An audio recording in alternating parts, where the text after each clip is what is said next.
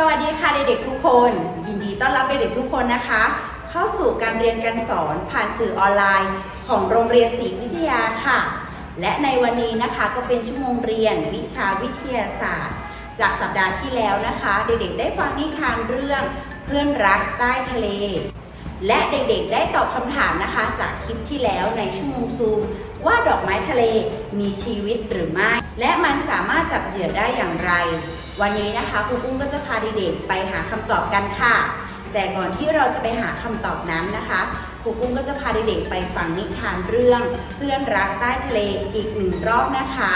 ถ้าพร้อมแล้วเราไปฟังนิทานกันเลยค่ะนิทานเรื่อง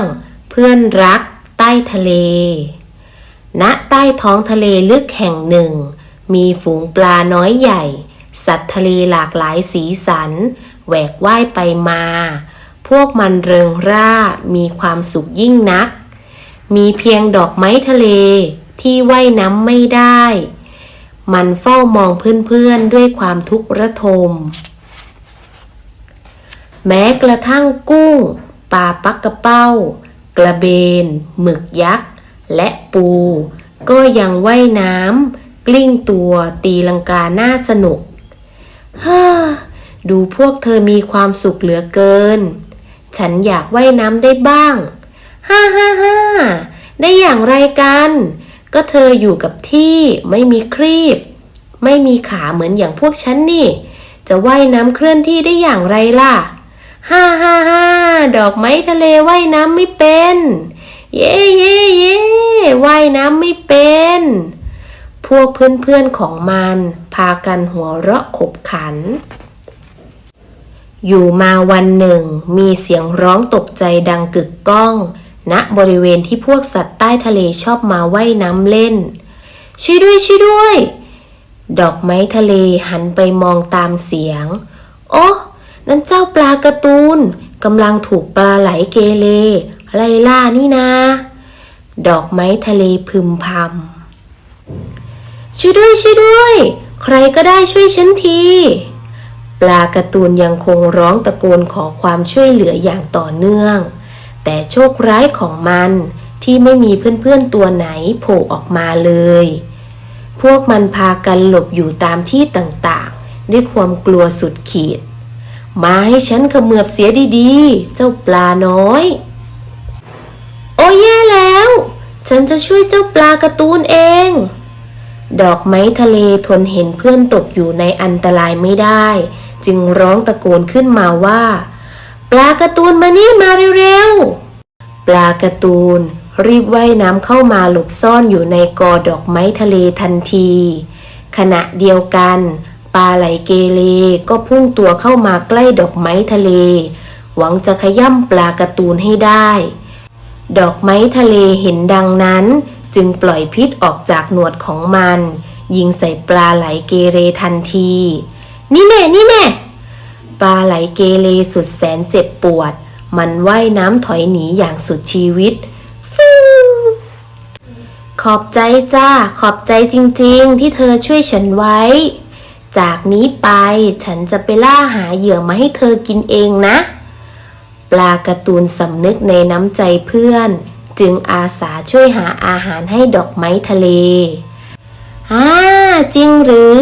ถ้าอย่างนั้นเธอช่วยล่อปลาตัวเล็กๆมาให้มากๆนะฉันจะใช้หนวดของฉันยิงพิษใส่เจ้าปลาพวกนั้นให้ตัวชาไปเลยดอกไม้ทะเลหัวเราะอย่างมีความสุขมันไม่เหงาหงอยเศร้าส้อยอีกต่อไปเพราะมีปลาการ์ตูนและสัตว์อื่นๆเป็นเพื่อนรักอยู่คู่กับมันณใต้ท้องทะเลแห่งนี้ตลอดไปนิทานก็ได้จบไปแล้วนะคะจากการฟังนิทานเด็กๆคิดว่าดอกไม้ทะเลมีชีวิตหรือไม่คะใช่แล้วค่ะดอกไม้ทะเลนะคะมีชีวิตค่ะดอกไม้ทะเลไม่ใช่พืชแต่เป็นสัตว์ทะเลที่มีลำตัวอ่อนนุ่มอยู่ในกลุ่มเดียวกันนะคะกับแมงกะพรุนนะคะปะการังและวิธีการจับเหยื่อของดอกไม้ทะเลนะคะจะเป็นอย่างไรนั้นไปดูกันเลยค่ะ ดอกไม้ทะเลจับเหยื่อได้อย่างไร วิธีการจับเหยื่อของดอกไม้ทะเล ดอกไม้ทะเลจะแผ่หนวดรอดักจับเหยื่อ เมื่อปลาว่ายน้ำเข้ามาใกล้ๆจะถูกพิษที่หนวดของมันทันที พิษของดอกไม้ทะเลจะทำให้ปลาขยับตัวไม่ได้ ดอกไม้ทะเลจะจับเหยื่อเข้าปากและจะค่อยๆกลืนเหยื่อจนหมดทั้งตัว ดอกไม้ทะเลมีพิษอยู่ที่หนวด ถ้าปลาถูกพิษนี้จะทำให้ปลาว่ายน้ำไม่ได้ และตกเป็นอาหารของดอกไม้ทะเลในที่สุด แล้วเด็กๆสงสัยไหมคะว่าทำไมปลาการ์ตูนถึงไม่โดนพิษของดอกไม้ทะเล นั่นก็เพราะว่าที่ลำตัวของปลาการ์ตูนมีสารพิเศษที่ช่วยป้องกันพิษของดอกไม้ทะเล พวกมันจึงซ่อนตัวหลบศัตรูในดอกไม้ทะเลได้นั่นเองค่ะ ต่อไปคุณครูจะพาเด็กๆนะคะ ไปเรียนรู้คำศัพท์ภาษาอังกฤษจากเรื่องในนิทาน 5 คำค่ะ คุณครูจะเปล่งเสียงคำศัพท์ให้เด็กๆฟัง 2 ครั้ง จากนั้นนะคะให้เด็กๆเปล่งเสียงตามคุณครู ถ้าพร้อมแล้วเราไปอ่านออกเสียงคำศัพท์กันเลยค่ะเด็กๆ clownfish clownfish ปลาการ์ตูน toxin toxin พิษ friend friend เพื่อน eel eel ปลาไหล sea anemone sea anemone ดอกไม้ทะเล ต่อไปก็จะเป็นหน้าที่ของเด็กๆแล้วนะคะที่จะต้องเขียนคำศัพท์ภาษาอังกฤษลงในสมุดวิทยาศาสตร์เล่มสีม่วงเล่มนี้นะคะเด็กๆแล้วเขียนอย่างไรนั้นนะคะคุณครูจะพาไปดูวิธีการเขียนกันค่ะเมื่อพร้อมแล้วเราไปดูกันเลยค่ะคำศัพท์นิทานวิทยาศาสตร์เราจะเขียนใส่ด้านหลังของสมุดวิทยาศาสตร์เล่มสีม่วงต่อจากเรื่องครั้งที่แล้วค่ะนั่นก็คือเรื่องอบกบเปลี่ยนร่างเราจะมาเริ่มเขียนวันที่กันเลยนะคะโดยวันที่เราจะเริ่มเขียนที่บรรทัดที่2นะคะเด็กๆให้เด็กๆเขียนวันที่11พฤศจิกายนตัวย่อคือพจุดยจุด64จากนั้นใช้ไม้บรรทัดตีเส้นใต้วันที่2เส้นค่ะต่อไปเราจะมาเขียนชื่อเรื่องของนิทานกันนะคะโดยให้เด็กๆเว้นระยะห่าง2นิ้วจากนั้นเขียนชื่อเรื่องนิทานได้เลยค่ะเพื่อนรักใต้ทะเล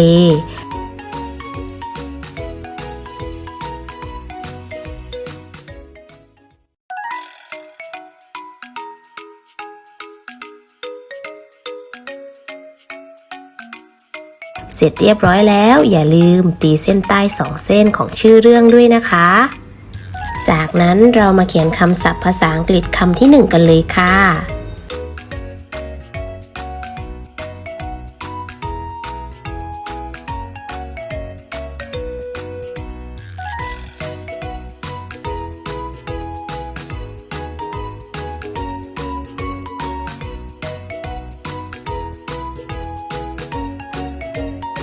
เว้นระยะห่าง2นิ้วเพื่อเขียนความหมายของคำศัพท์ค่ะ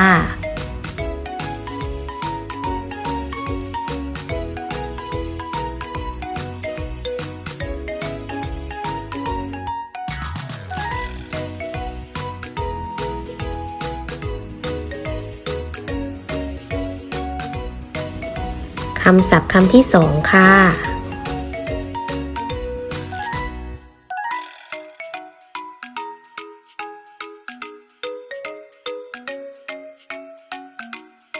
เขียนความหมายของคำศัพท์ที่2ให้ตรงกับคำศัพท์ที่1นะคะเด็ก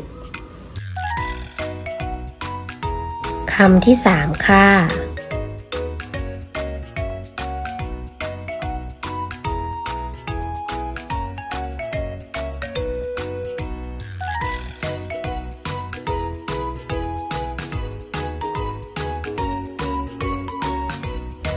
คำที่4ค่ะ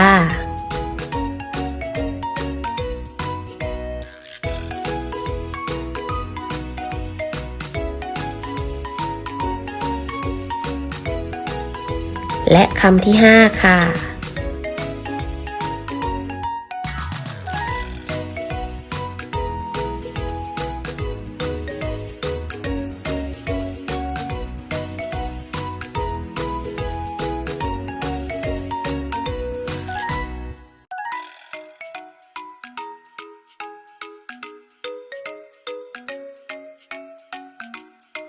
เสร็จแล้วตีเส้นใต้ปิดให้เรียบร้อยค่ะ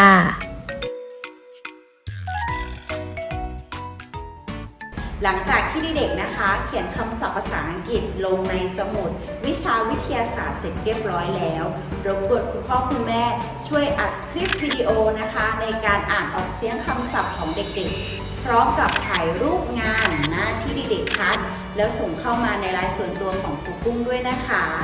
สำหรับวันนี้วิชาวิทยาศาสตร์ก็ขอจบลงเพียงเท่านี้แล้วพบกันใหม่ในคลิปต่อไปนะคะเด็กๆสวัสดีค่ะ